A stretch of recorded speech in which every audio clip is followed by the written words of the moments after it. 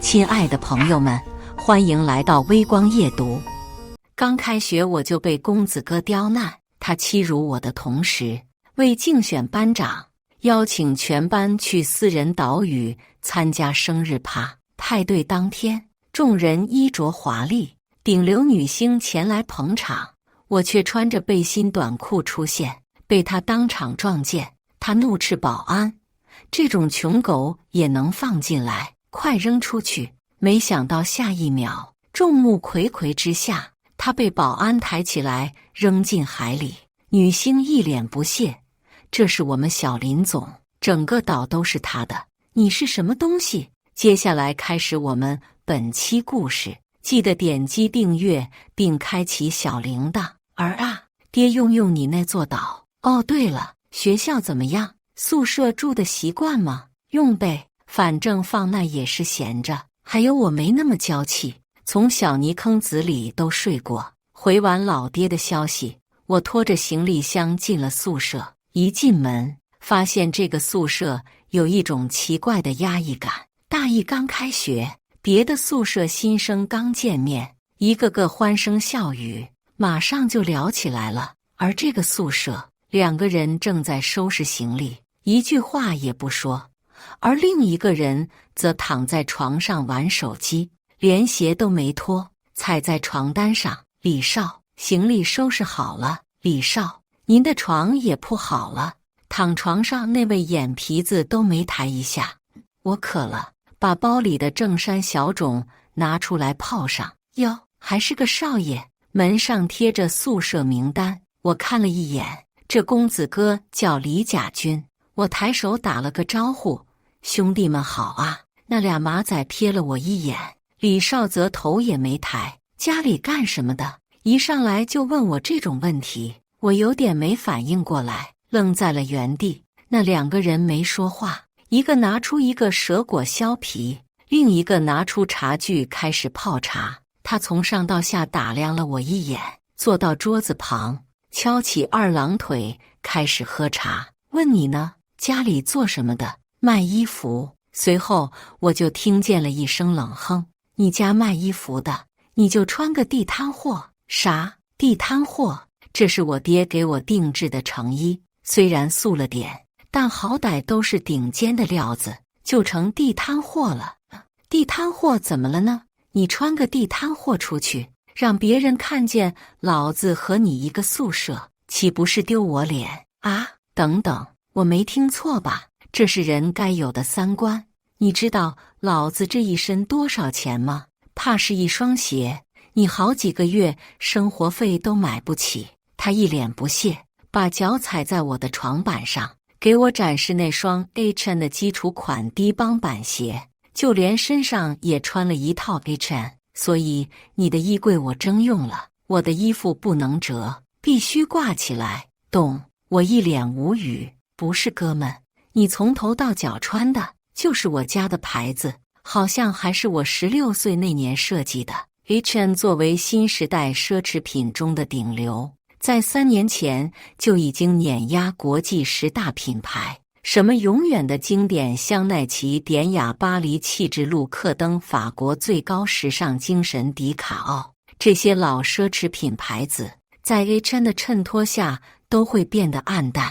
3年前 H&M 宛如一匹黑马杀出重围，在一众奢侈品中以碾压性的优势形成一家独大的局面。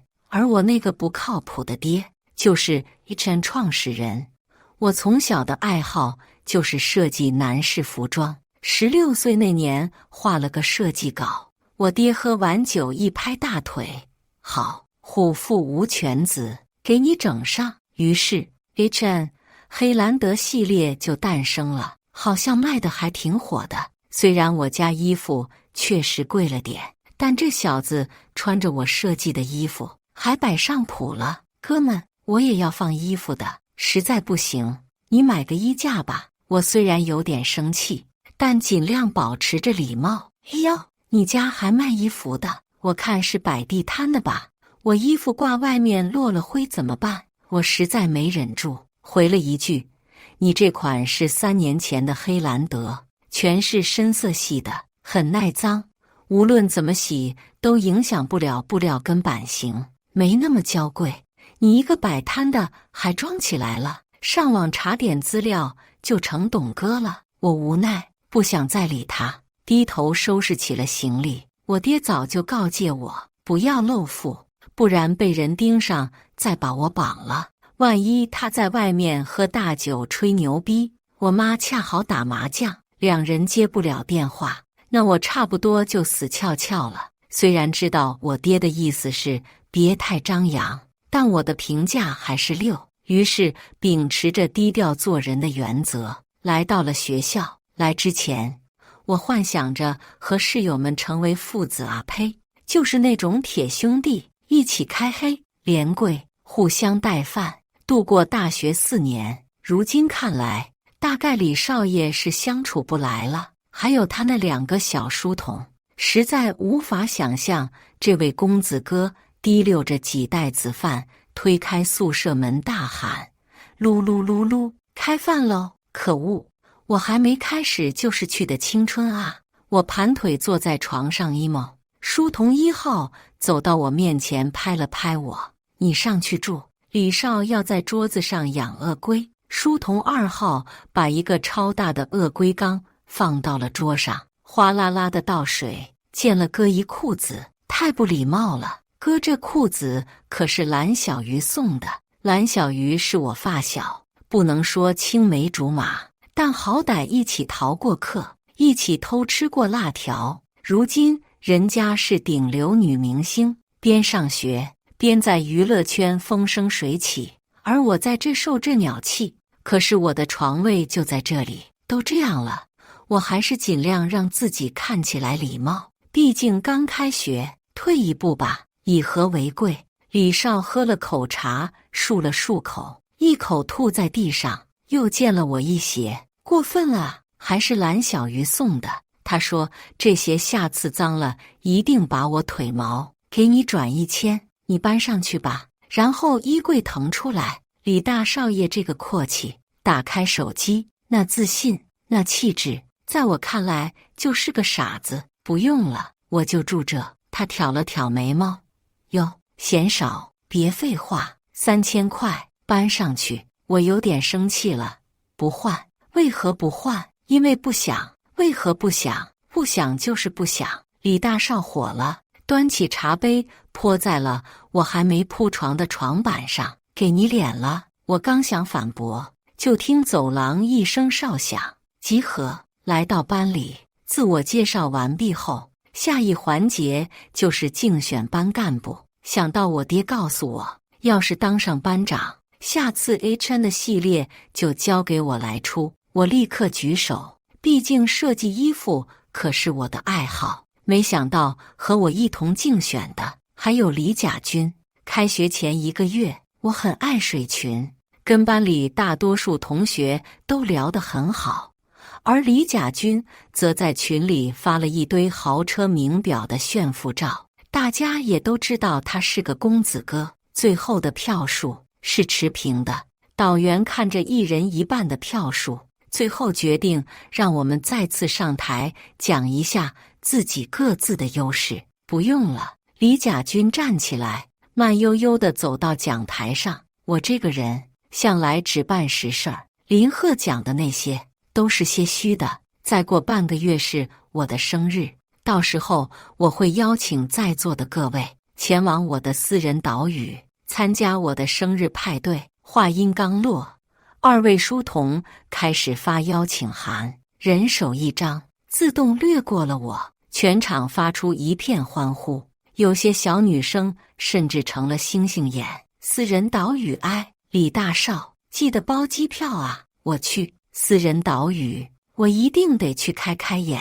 富豪竟在我身边。李甲军拍了拍手，更大的惊喜还在后边，到时候蓝小鱼在场哟。顿时呼声更大了，整个走廊都听得见。女神也在，真的假的？真人吗？果真吗？义父，我有点懵，心想不能吧，我以为李甲军家是有点实力的，但还不至于有私人岛屿吧？这年头岛都是批发的吗？全国有岛的就那么几个，一查就能查出来。还有蓝小鱼，他一直对李甲军这种人嗤之以鼻啊。他俩怎么会认识？不行，我得问问他。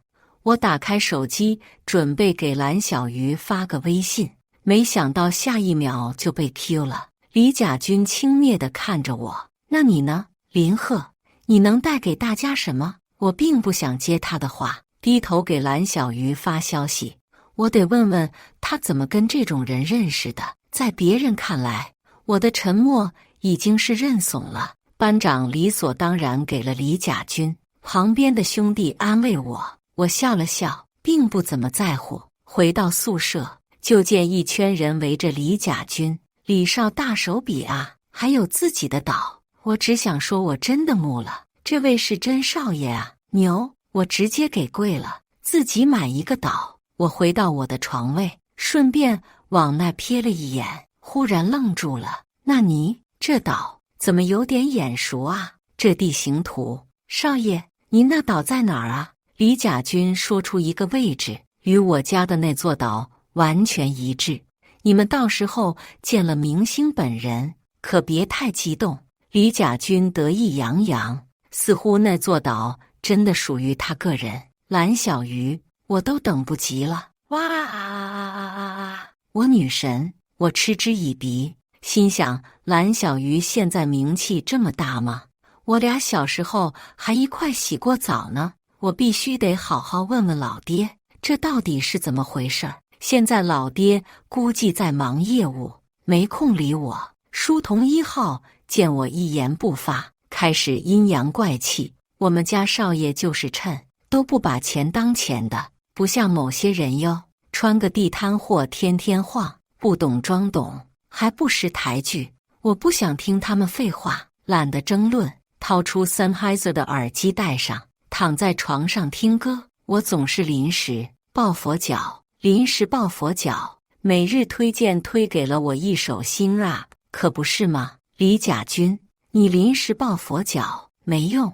我把李甲军一张特装的自拍照发给了蓝小鱼。蓝小鱼，拿远点。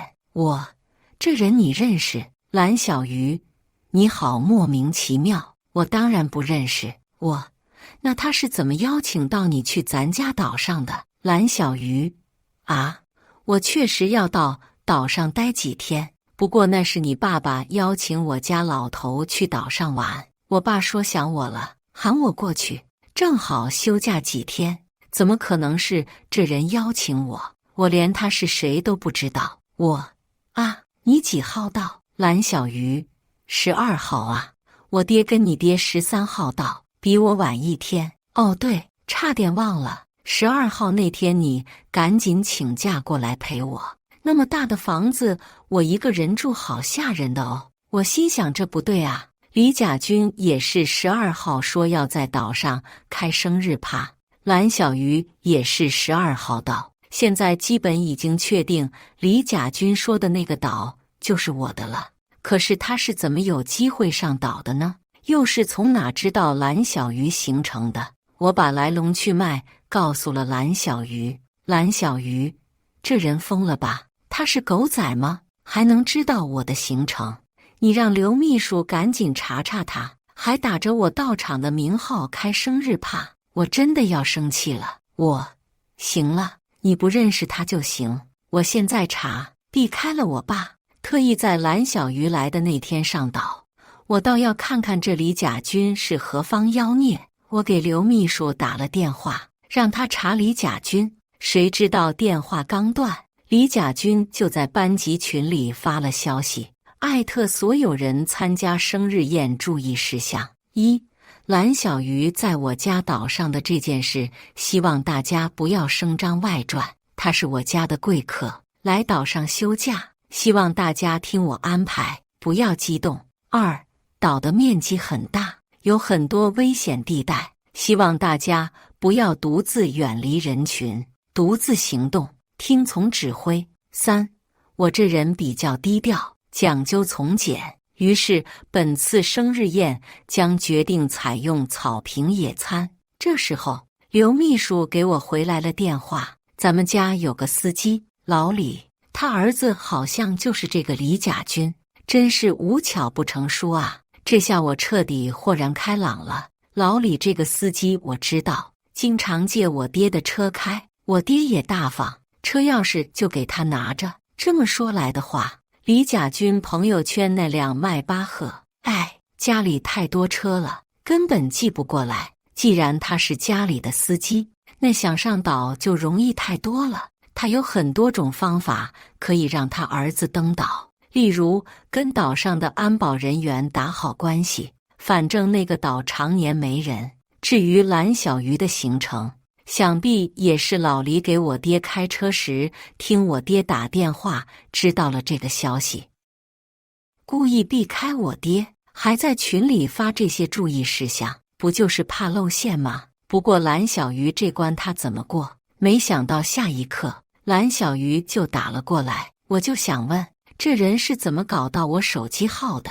李甲军给你打电话了？对呀，演技还死差，给我打电话支支吾吾，说话都哆嗦，说跟你林大少是朋友，想让我看在你的面子上去他的生日宴上出面一下。你拆穿他了？当然没有，我还答应了呢，到时候我就放他鸽子，看他面子往哪儿放。他要敢来找我，他就是私闯民宅。不，你这样就不好玩了。我一脸坏笑，你这样他还可以找别的借口糊弄我，有办法。你到时候好你个李甲军，说你傻都对不起这个字。认识林大少，不认识我林鹤，骗人也不做功课，真当蓝小鱼是傻子。给他打电话，他会不给我打电话确认吗？这下全部露馅了吧。我回到宿舍，李大少就开始作妖了。首先我看到了满地的地毯，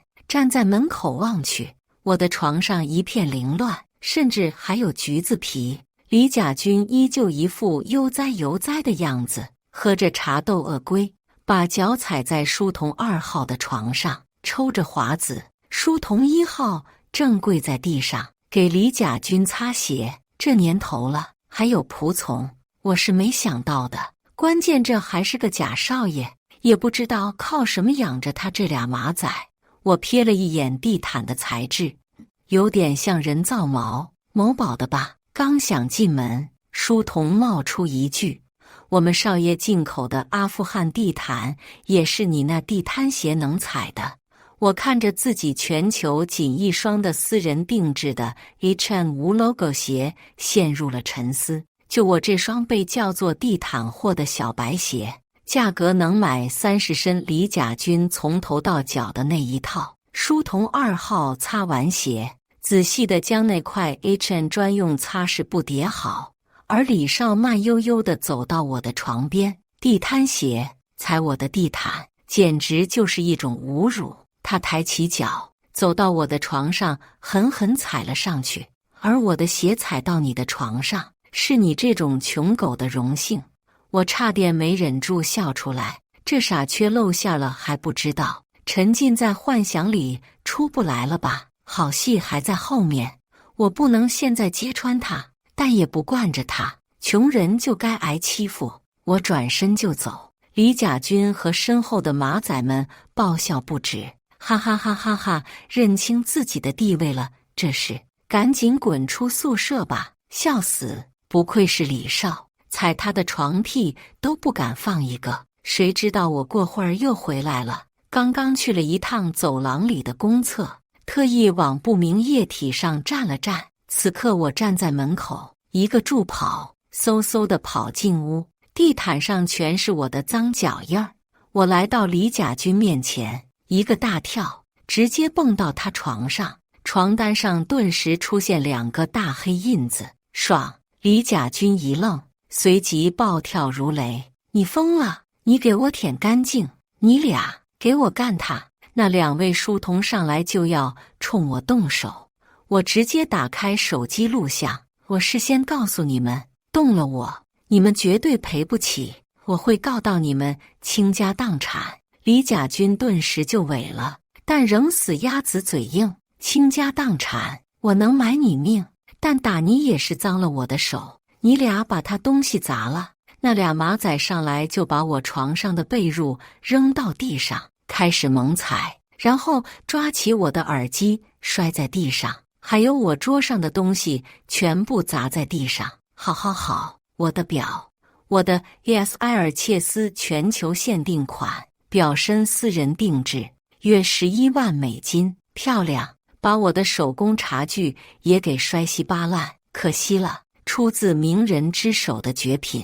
我一边举着手机录像，一边感叹赔这么多钱，他们一家子拿什么还？拿他贾少爷的身份吗？或许是得到蓝小鱼的许诺。李甲军天天耀武扬威，简直在班里狂飞到没边了。凭借这一手操作，李甲军收获了许多追随者，有吹他是本市首富的，有天天给他跑腿带饭的，就连他那俩马仔也清闲了下来。一堆人天天跟他屁股后面军哥军哥的喊着，李甲军自然是针对上了我，天天往宿舍里带人，一帮子人对我阴阳怪气，到了睡觉的点儿就开始嗷嗷嚎。我干脆不受这鸟气，直接在学校附近买了套房，请了貌美如花的保姆，配了辆电驴子，天天上下学。这对我来说是种新奇的体验，还是体验不了普通的大学生活了，我好遗憾。不过我倒也乐在其中，因为飞得越高，到时候就会摔得越惨，还真是有些迫不及待看到李甲军反差的嘴脸。不过安稳日子没过几天，李甲军倒是给我拉了一坨大的。这天我刚进教室，一开始没注意，等我落座后，发现周围人都用异样的眼光看着我，而李甲军这时刚好走进来，身后跟着那2个书童，看见我两眼就是一瞪，你个小偷，还有脸来？就是偷李少的东西，家里没人了，没人给你钱买衣服，连鞋都偷。从小到大，我都没跟偷这个字眼沾上关系，当时就是一愣，等反应过来，我已经怒火中烧。你放屁，血口喷人，你挺会栽赃啊，拿出证据，不然报警，我告你诽谤。我这一吼，倒是把全班人唬住了。要知道，平时的我都不屑于跟李甲军这种人渣一般见识，可这件事涉及到我的名誉，我是真的一点都忍不了。报警？你吓唬谁呢？偷了就是偷了，是个男人就承认，老子送给你。他指着我脚下，谁不知道你林鹤就是一穷狗，天天穿地摊货。从前2天我就发现自己丢了一双鞋，那双瞭望塔3万多的鞋，全校就我一双，现在出现在你脚上，不是你偷的，还能是你买的？李甲军拍着桌子，那气势好像我真的偷了他足可立案的奢侈品一样。是你买的，拿出收款记录，拿出证据，不然就是你偷的。确实不是我买的，那天闲得没事逛街，想到最近有点喜欢脚感轻便的鞋，不想穿硬版型，看见附近有家 H&M， 就走进去试了下，合脚直接就拿下了。全球的 H&M 实体店，我只要在里面看中什么，直接一个电话就好了，连付款都不用，所以没有付款记录。不行，看来以后要直接刷卡，反正还会回到自己手里。看我一时语塞，李甲军更来劲了。怎么，不是要报警吗？你刚刚的嚣张气焰呢？我掏出手机，利索地拨打报警电话。我没说不报警啊，我只是不想跟你多废话。付款记录？你谁啊？我凭什么给你看？你算老几？你配吗？见我真开始报警了，李甲军也有些慌了，自讨苦吃。别怪我没提醒你，要是你罪名落实了，3万块可够你受的。怎么？我一脸玩味地看着他。你怂了？手机忽然被夺走，报警电话被挂断，导员不知道什么时候从后门进来了。我听同学说你要报警，怎么回事啊？跟我来趟办公室。我无奈指着李甲军，我告诉你，你再敢污蔑我，咱们就上局子，到时候看谁怂。可我这句话并没起多大作用，跟着导员走出教室，背后开始对我议论纷纷。没想到啊，林鹤看起来挺老实一人，怎么还偷鸡摸狗呢？你先别急着下定论啊，有可能是李甲军说谎呢。李甲军哪有必要说谎？人家可是公子哥，有实力买3万多的鞋。可林鹤呢？确实，林鹤穿得挺素的，怎么就突然有双 HN？ 李甲军是不差钱，可能就单纯看不惯这种行为吧。跟着导员来到办公室，导员一脸凝重地看着我，林同学，怎么了？这是有事儿可以先找我啊，报警的话很麻烦的，还会对学校的声誉造成影响。于是我就把在宿舍被刁难，还有李甲军污蔑我的事儿全都说了。导员听完，语重心长地说：“这种富家子弟难免会有些怪脾气，你别跟他一般见识。这个事儿我会在群里替你澄清的。还有宿舍的问题，前段时间你申请通校，我还以为你家在附近，没想到是因为这种问题。要不我去协商，给你换一个宿舍，你再搬回学校住，老在外面租房子也不是个事儿。”我心想，富家子弟，我这脾气多正常，何况他李甲军还是个假的。但我还是摆摆手，不用了，老师，群里您也不用澄清了，这件事我会处理好的，谢谢您。一开始我心想，要是导员也因为李甲军是公子哥而偏向他的话，我不介意真的跟学校杠，谁怕谁啊？可导员是个明事理的人，那么我就不能给人家添麻烦。我也懒得去澄清这件事，因为很快我的口碑就会反转，自然有别的东西会替我说话。反正很快到了李甲军装逼的日子，我干脆打了假条，先一步回岛上玩去了。哇，这就是私人岛屿吗？这就是有钱人的世界吗？我都不敢想象，我家要是有这个岛，我会是个多开朗的人。胆小鬼，我就敢想。各位同学，不要喧哗，我们很快就到活动地点了。现在你们就这么激动，一会儿见到蓝小鱼，那还不得晕过去啊？李甲军西装革履，头发梳得油光水滑，背着手在前面走着，身后跟着一个司机模样的男人。而一众同学在他的领路下渐渐来到了岛的中央。来参加的同学无一不是盛装出席，只为自己的身份配得上这场宴会。岛屿中央有着巨大的草坪，司机模样的男人从包里拿出了大餐布铺在了地上。同学们，大家围成圈坐好，一会有吃的送上来，请大家耐心等待。我去给大家请蓝小鱼过来。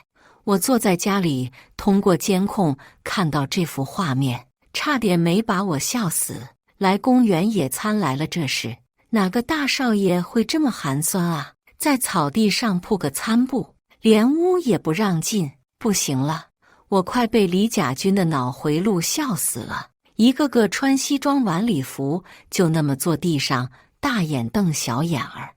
而李甲军那2个马仔和司机模样的男人来到了他们登岛的船上，大概这条船也是租来的。他们从船上搬下来一堆冷餐。此刻，李甲军看着众多豪宅，也急昏了头，只能给蓝小鱼打电话。殊不知，蓝小鱼就坐在我旁边，和我一起看着监控，看着打来的电话。我和蓝小鱼相视一笑。好戏开场了。当蓝小鱼一身休闲装出现在众人面前时，全场一片炸裂。在如此近距离见到一线明星，怎能不激动？李甲军在见到蓝小鱼那刻，激动得浑身颤抖，如苍蝇搓手。啊，女神我爱你！居然是真的，我居然真的见到了蓝小鱼！救命啊！本人真的好美啊！我受不了了啊！活的，活的。蓝小鱼灿烂一笑，这位同学肯定是活的哟，不信我们握个手喽。蓝小鱼开始与同学们互动起来，一点架子都没有，宛如一个邻家少女。而李甲军自然就不再是主角，他小心翼翼地走上前，蓝小姐，很感谢您今天能来到我的生日宴。正在互动的蓝小鱼一下子就停住了。啊，什么生日宴？你是哪位？蓝小鱼态度反转了180度。不过这只是针对李甲军的，全场一下子安静下来，气氛瞬间反转。蓝小鱼抱起手，冷冷地看着李甲军，抱歉，我不认识你，是小林总说他的同学会来岛上玩，让我招待一下。我并不是为了什么生日宴到场，我只是看在小林总的面子上才来的。懂。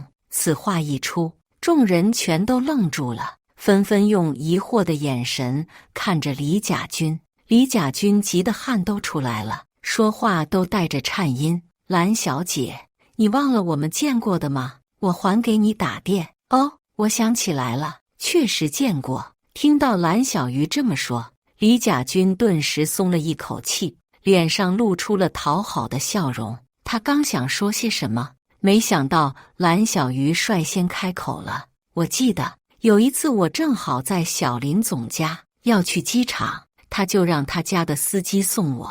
蓝小鱼指着那个司机，那天就是你送的我吧？李叔，我记得当时你还叫这个同学帮我搬行李来着，我记得他喊你爸爸，他是你儿子吧？李司机被点名，顿时慌了，手足无措地站在那里。什么？他不是李甲军家的司机吗？对呀，等等，要是这个男人是李甲军他爹的话，那李甲军真是笑死人了，哈哈哈哈！使唤自己亲爹，为了装逼不行，有点想笑，但为了公德不能笑。就连李甲军那2个马仔都对视一眼，满脸怀疑。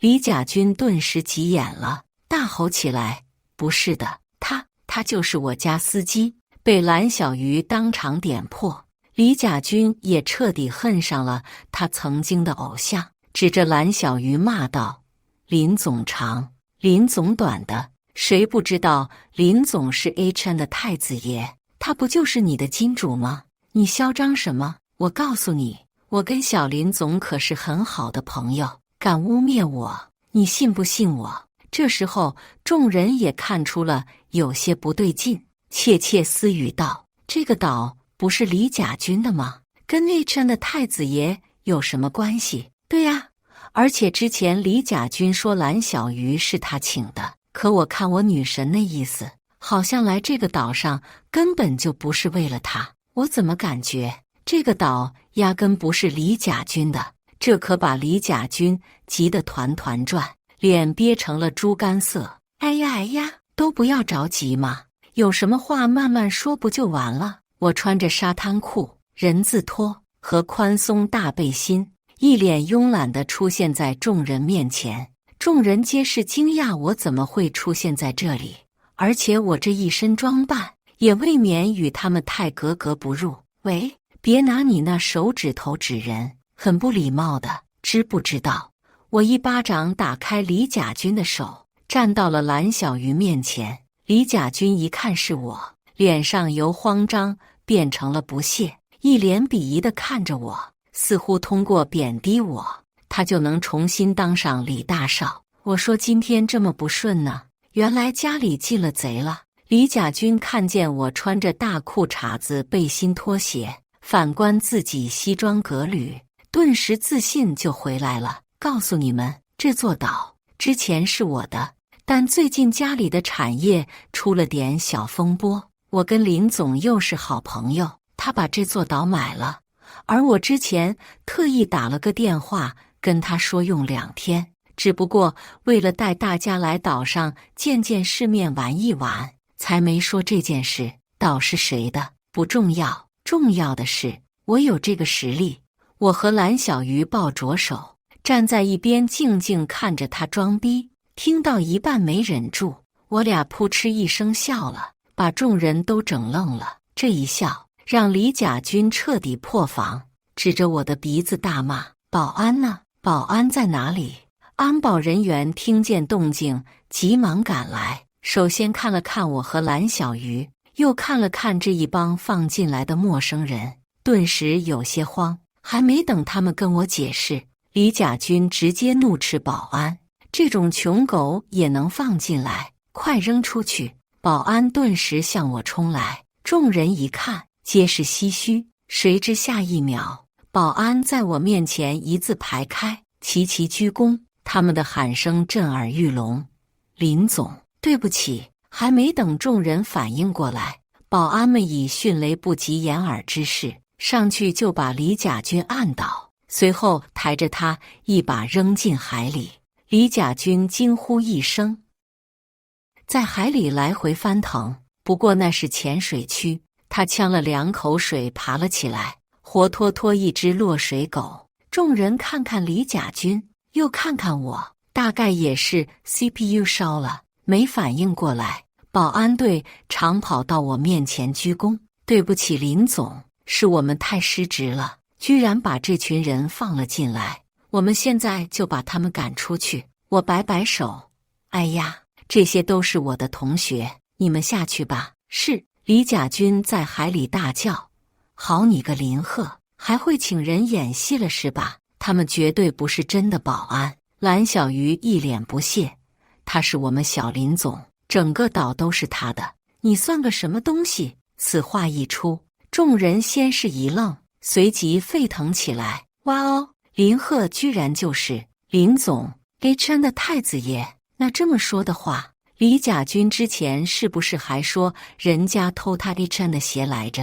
哈哈哈哈哈！倒反天罡，要这么说的话，那位司机真的是李甲军的老爹，李甲军就是个假少爷。我就说林鹤不可能干那事儿，笑死我了。HN 的太子爷会去偷李甲军一双鞋？不行，笑死我了。倒反天罡这4个字开始具象化，看看，这才是真正的富豪，从不装逼，太低调了。李甲军好像一个小丑啊，那这么说他都是装的喽？那些炫富的车啊表啊都是假的？李甲军跌跌撞撞地从海里跑过来，这不是真的，他是装的，这是假的，笑死。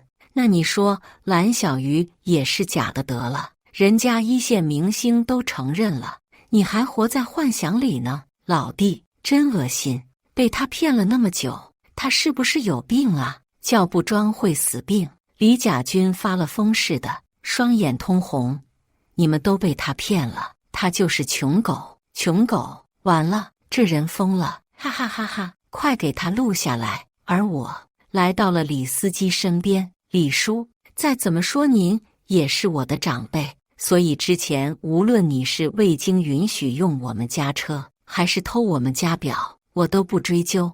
但是你没法再在我家干下去了，你被解雇了。李司机像是早有预料，可听到我亲口这么说，还是怒了，跑到李甲军面前，上去就是个无敌大巴掌，啪！狗娘养的玩意儿，就知道虚荣，还让老子给你擦屁股，你把老子工作都害没了。没想到李甲军反过来就打他爹，还不是你没本事，你但凡有点钱，我能装这么累？我买双鞋都要小额贷，都别活了。他爷俩扭打在一起，众人皆是唏嘘。哎，李甲军不只是在林鹤这诠释了倒反天罡，在他爹那依旧是很好的诠释了这个词啊！不行，不能笑，功德还要。尽管他们父子很有节目，但我还是看不惯这种殴打亲爹的戏码。一个电话把保安摇过来，把他俩拉开了。李甲军还像条疯狗一样挣扎，被几个彪形大汉死死按住，嘴里还一直骂：我没你这么没出息的爹。我打电话给刘秘书，不一会儿他就带着刚登岛不久的律师过来了。你俩先别急着打，一会儿我让律师给你讲，你需要赔我多少钱？你不是不认他这个爹吗？你也是个成年人了，那这些钱就由你来亲自赔。紧接着，律师开始估算他摔坏我那些东西的价值，然后给出一个数字。李甲军脸都白了。不，你们找他，他给我赔。你们找他啊！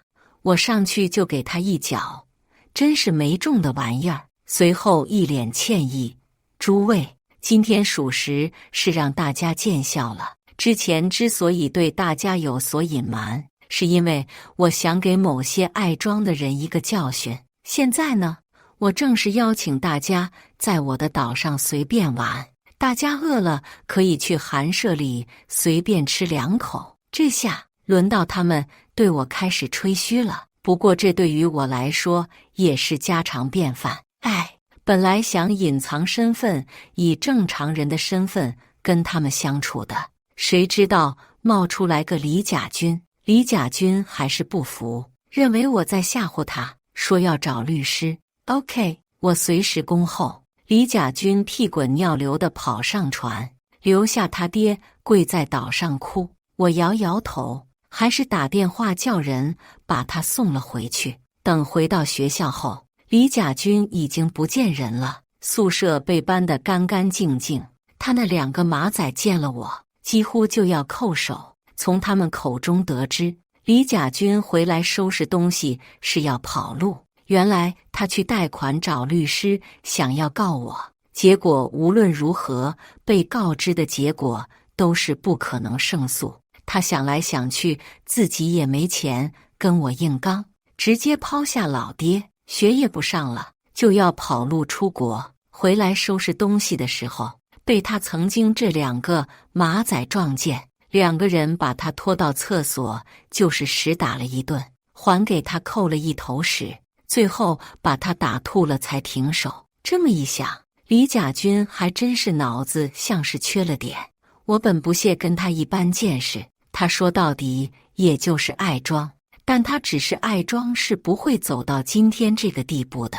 欺辱同学，恶意造谣诽谤，校园霸凌，但凡不是我，换了一个普通人，大学4年遇上他这样的该怎么过？我不怕他们，我有资本跟他们硬刚到底。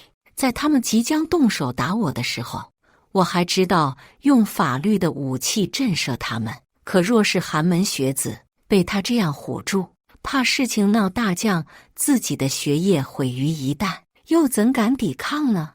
而且李甲军收拾东西跑路，能跑哪去？还出国，简直贻笑大方，法网恢恢，他怎能逃？